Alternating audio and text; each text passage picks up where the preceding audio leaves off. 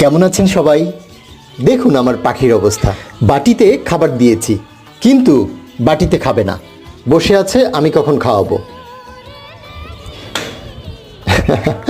দেখেন, আমি হাত বাড়িয়ে দিয়েছি, এখন খাবার খেতে পাতিলের ভেতর থেকে মেয়ে পাখিটাও চলে এসেছে।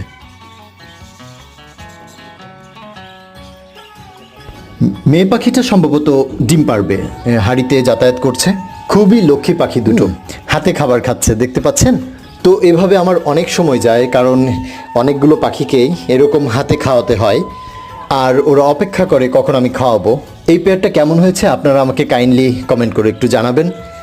আর আপনাদের কি কারো পছন্দ হয় এই পেয়ার, হাতে খাওয়াতে চান, তাহলে অবশ্যই নিতে পারে। আমি এটা যদিও সেল করব, বিশেষ করে অনেকের বাসায় ছোট বাচ্চারা পাখি নিয়ে খেলতে পছন্দ করে। যদি কারো প্রয়োজন হয় আমার সাথে যোগাযোগ করতে পারেন। আর অবশ্যই আপনারা সবাই ভালো থাকবেন, এই কামনায় বিদায়।